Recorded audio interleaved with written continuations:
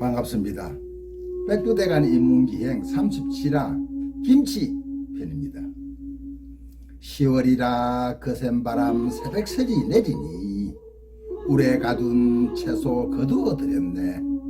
맛있게 김장 담가 겨울에 대비하니 진수성찬 없어도 입맛 절로 나네. 곤근의 김장이었습니다. 요즘 가석을 부추기고 만병의 근원인 먹방은 과유불급의 독입니다. 하지만 인간의 삼욕 중 식욕이 제일 무섭다 하니 달리 할 말이 없고 성찰하는 뜻에서 34화의 전량식만 되새겨 봅니다. 건강상 구경도 식후경, 수염이 석자라도 먹어야 양반이라는 말이 있습니다. 하지만 예전의 먹을거리와 지금의 먹는다는 개념이 180도로 달라 거론하기가 좀 비논리적이기도 합니다. 그럼 우리 조상은 무엇을 먹었고 앞으로 무엇을 먹을 것인가는 먼저 과거를 살펴보면 그 답이 나와 있다고 저는 생각합니다. 사람의 입맛은 유아기 엄마의 젖을 떼고 나서 무엇을 먹느냐에 따라 평생 무엇을 먹을 것인가가 결정됩니다. 이 말은 필자가 먹을거리 식문학 강연에서 자주 쓰는 말이기도 합니다. 신라 박재상의 부도제는 지금으로부터 9500년 전 마고성의 사람들 36,000명은 땅속에서 나는 쥐를 먹고 살았다고 했습니다. 유성생식에 의한 인구가 늘어나자 마고성 쥐의 양이 점점 줄어들고 황궁시의 자손 지소씨는 포도를 따먹기 시작하면서 달고 짜고 쓰고 시고 매운 오미의 변을 알게 되었고 지상낙원 마고성을 나오게 됐다는 이야기입니다.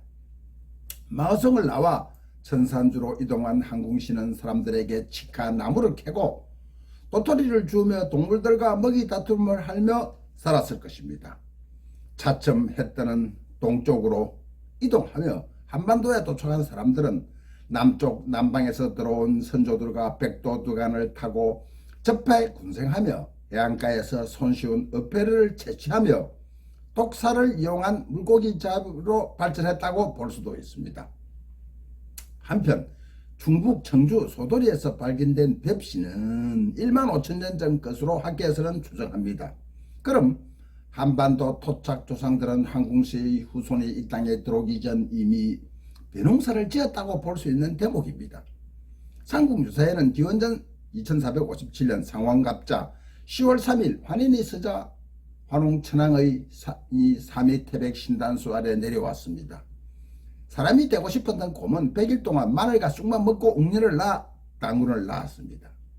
봄이면 이 땅의 상가들에 늘린 것이 쑥이요 나물입니다. 사계절 뚜렷한 이 땅의 상가 밭에는 나는 나물 채소는 봄이 아니면 맛볼 수 없어 무엇보다 겨울철 저장 방법이 필요했습니다. 산면이 바다로 둘러싸인 염장 방법이 발달한 것은 지극히 당연한 이치가 아닐 수가 없습니다.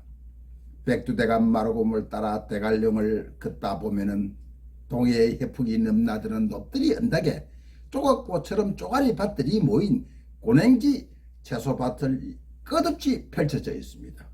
고냉지 배추하면 당연 우리의 김치입니다. 우리가 조상 대대로 아침, 점심, 저녁 혹은 간식으로 라면을 먹을 때마다 빠지지 않는 염장바로 식품인 김치는 옛말로 침체, 딘체로 불리다 오늘날 세계인의 사랑을 받는 대한민국의 대명사 김치가 되었습니다. 삼국지 위서동의전 고려고구려 사람들은 바로 음식을 만드는 데 뛰어나다는 기록이 있고 삼국시대 이전에 절임 문화가 있었다는 것을 우리는 짐작해 볼 수도 있는 대목입니다. 경주 보훈법주사 경내의 커다란 돌 항아리는 720년 3,000명의 성녀들이 먹을 김치를 보관하는 김장독으로 사용됐다고 합니다. 고려말 침체라는 단어가 등장하기 시작합니다. 목은 이색은 유구가 보내준 음식을 보고 읊은 시의 제목이 유구가 우엉과 파와 물을 섞어 만든 침체장을 보내다입니다. 조선시대의 침체는 저 다음으로 사용 빈도가 높았고 침체는 조선시대 딘체로 발안되었는데 이것이 김치에서 침체를 거쳐 지금의 김치로 본한 것으로 모두 보고 있습니다. 학자 김수중은 고건집에 집집마다 김장은 연중 행사로 가을 깊어 물을 밭에서 캐다라고 했습니다. 기록을 살펴보면은 백성은 빈부귀천을 떠나 음력 10월이면은 집집마다 김장을 하며 김장할 시기를 넘길까봐 노심초사 걱정했다고 합니다. 김장은 연중 최대 과제로 생각했습니다. 진수성찬이 없어도 김치만 있으면은 기나긴 겨울을 지낼 수 있었다는 말입니다. 16세기 임진왜란 이후 고추가 이 땅에 들어오면서 배추와 만나 오늘날의 건강 발효식품인 김치로 성화하였습니다.